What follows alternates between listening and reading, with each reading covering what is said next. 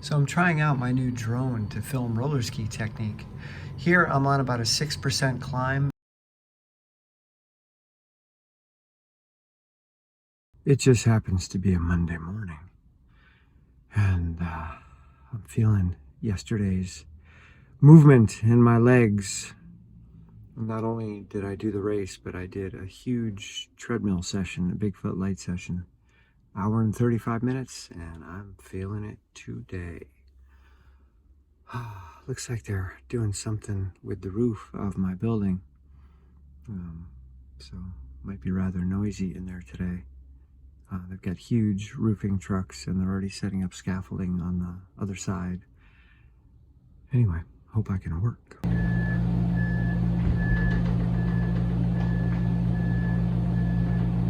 So I'm trying out my new drone to film roller ski technique. Here I'm on about a 6% climb, and the goal was to get my knees as close together as possible. Arms are looking pretty good, core's engaged, but I gotta get those knees closer together. I've gotta get my legs more underneath me. This hill's a bit steeper, 7 to 8%. Really getting the core engaged, that's looking good. Knees not terrible, but I need more work there. I wonder what's in this box. It's a wolfie. And there's a mama.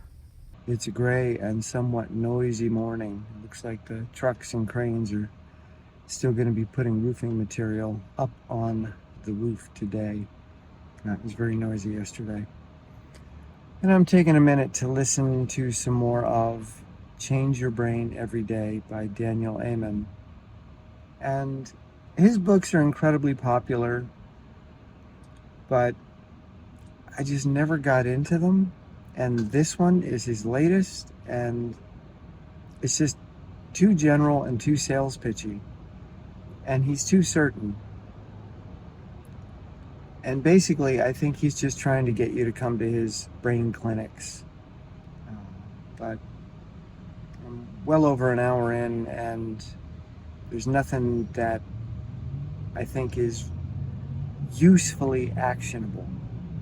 And what he's doing is he's taken 366 days and a tip each day. So change your brain every day. And I'm on day maybe 19, and there's not a single tip that I think is that useful or great. So we'll see if it gets better as the year goes on. It's January, so we'll give him a break. Maybe he's just cold.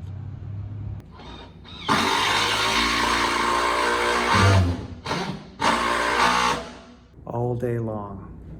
It's a rainy morning and I'm pretty tired. Had some nightmares last night.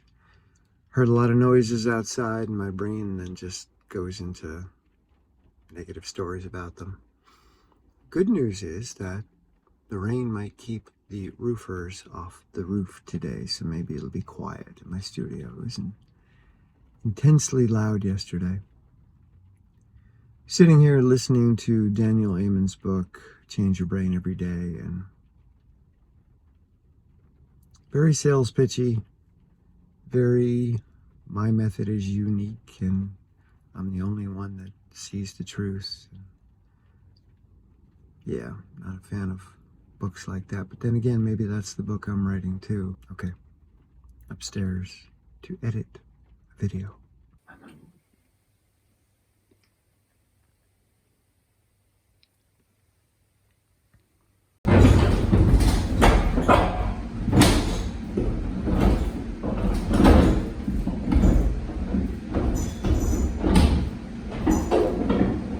On September 19th, I'm going to be roller skiing up Whiteface Mountain near Lake Placid, New York. So I'm practicing on a pretty steep hill here. It's about 11%, which is much steeper than Whiteface, which averages, I think, 7 or 8. And again, I'm trying to get my knees as close as possible so I can really drive with my leg right underneath me. And it's better than the other day, but still got work to do.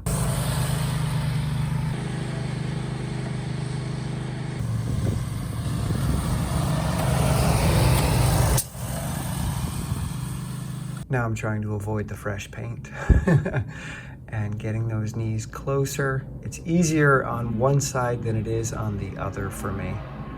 It's amazing how good the drone is at keeping up with me. I'm starting the day pretty late. I didn't sleep well last night. The manhunt in my neighborhood bled into my sleeping self, and I hear a lot of noises at my house: deer, bear, raccoons, possum, skunk, cats, fox, coyote, whatever. All the time there's things making noise, and heard some loud noises, and of course my brain translated that into the guy on the run trying to break into one of our buildings. So even though consciously I'm not really scared of that, I would just deal with it. Unconsciously, my sleeping self, my more vulnerable self, was very much on alert. So I'm tired today. And taking a little extra time to listen to the book Change Your Brain Every Day by Daniel Amen, which I can't believe this book is 15 hours long because it's so tedious. It seems like he's just going over the same stuff again and again and again for 366 days. The book is made up of 366 chapters, and they're short, but each one seems like a carbon copy of the previous. But I'm trying to get through. I'm 6 hours in. I can do it. And then I gotta go upstairs and write. I'm doing some good writing of late, and I hope to get something out this fall. So gotta keep that moving.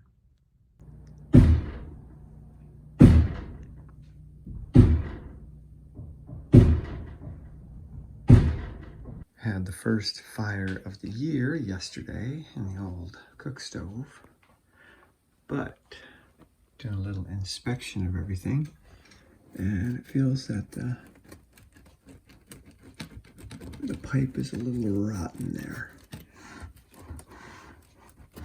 So gonna have to replace the pipe and maybe all the way up through the chimney. We'll see. The roofing noise is starting to get to me, so I'm going to take a little drive south to Adams, Massachusetts, do a roller ski on the Ash-to-Wiltacook Rail Trail, and go to Berkshire Outfitters to get some new ski pole tips.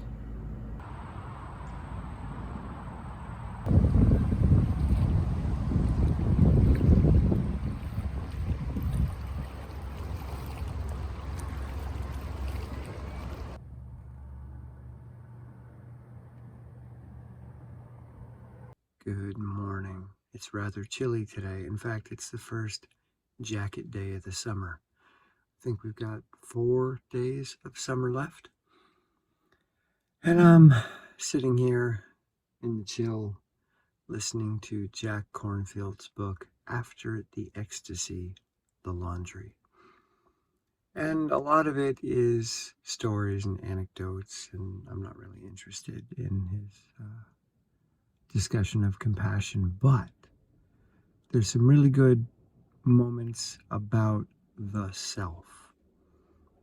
He describes one teacher who simply would point at himself and say, "What is this? What is this?"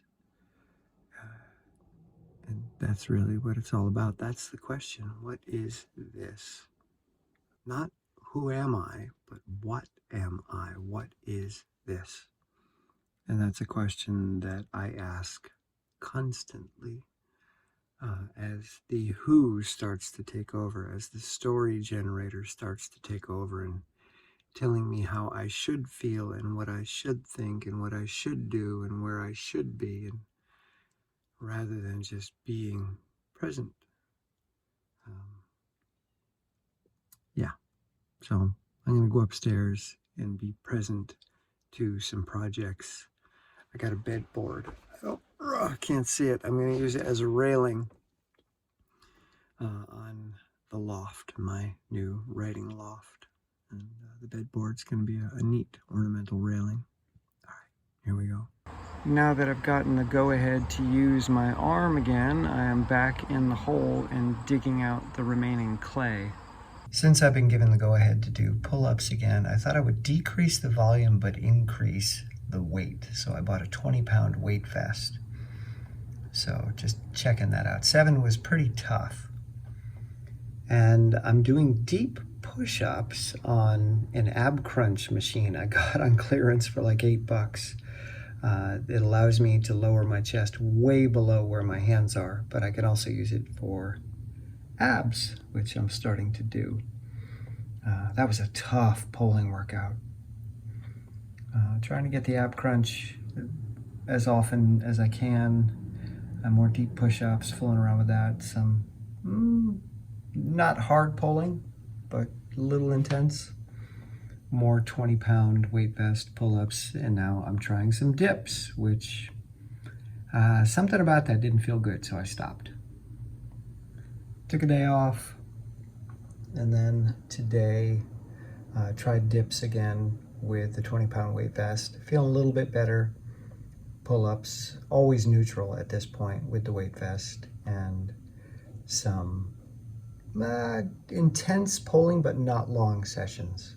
I'm going to call it a night, even though it's not dark yet. I want to go home and just relax. This has been a big volume week in many respects. A lot of coaching, almost 22 hours of training, doing some more intensity with the weight vest, which has got me a little bit sore, which I'm not used to.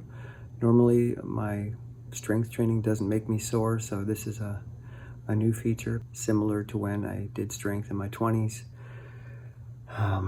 We'll see what the results of that are going to be and how sustainable it is to use the weight vest on a regular basis. But I'm feeling the volume of the week, and I think that's legit.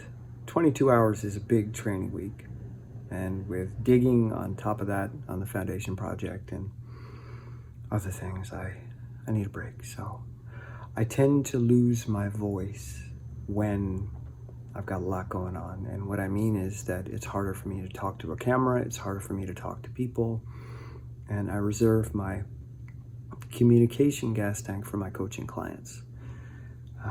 Always want to make sure that I have enough to talk to everyone as much as they need.